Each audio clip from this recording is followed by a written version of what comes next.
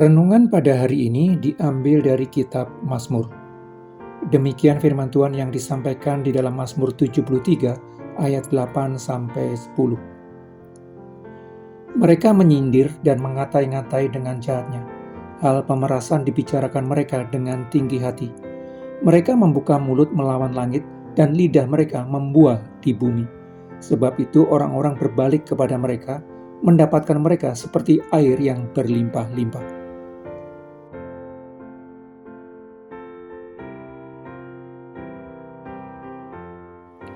Salah satu kemampuan yang Allah berikan kepada manusia adalah kemampuan menilai sesuatu itu baik atau buruk, bernilai atau tidak bernilai, positif atau negatif.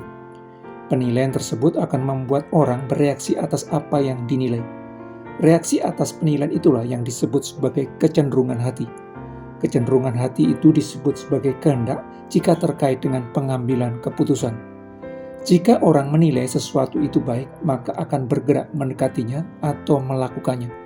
Jika sesuatu dinilai tidak baik, maka akan bergerak menjauhinya atau tidak melakukannya. Fungsi mata adalah untuk melihat dan menilai. Penilaian baik buruknya sesuatu didasarkan kepada nilai-nilai yang telah diterimanya di sepanjang hidup. Persoalannya, kejatuhan manusia ke dalam dosa membuat nilai-nilai yang dianutnya juga tercemar dosa.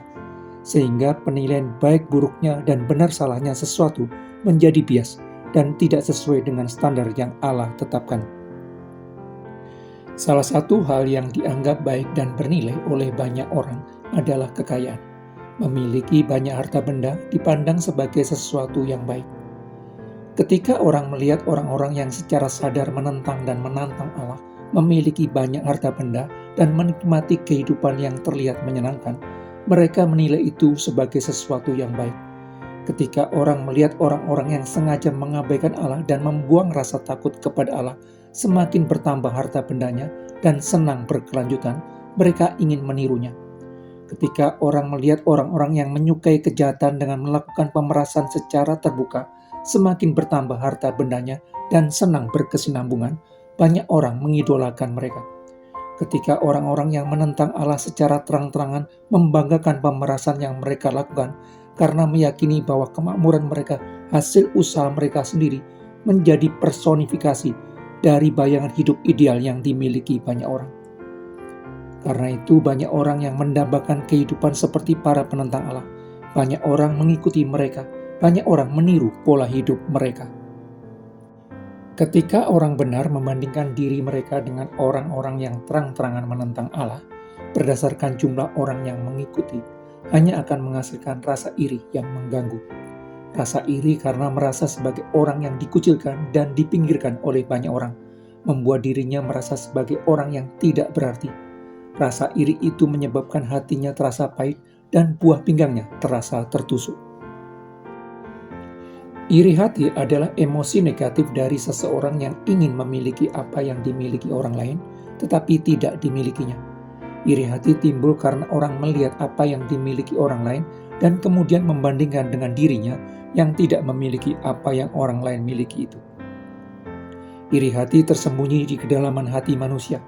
Iri hati bekerja dalam kesenyapan hati dan pikiran manusia melalui proses kalkulasi dan komparasi. Namun apa yang dikalkulasi dan dikomparasi adalah apa yang orang miliki dan apa yang orang lain miliki, dengan penekanan kepada apa yang orang lain miliki tetapi yang tidak dimilikinya. Iri hati selalu bersifat kompetitif. Iri hati selalu membandingkan diri sendiri dengan orang lain dengan hasil yang selalu negatif. Dan kompetisi tersebut timbul karena membandingkan dirinya dengan orang lain dan merasa bahwa yang diberikan Allah kepada orang lain lebih baik dan lebih banyak dibandingkan yang diberikan kepada dirinya. Perasaan bahwa orang lain lebih beruntung dibandingkan dengan dirinya menciptakan rasa kurang beruntung dan kurang dikasihi Allah. Seringkali rasa iri diekspresikan dengan cara yang merusak diri sendiri dan orang lain. Iri hati menciptakan nestapa dan kepedihan.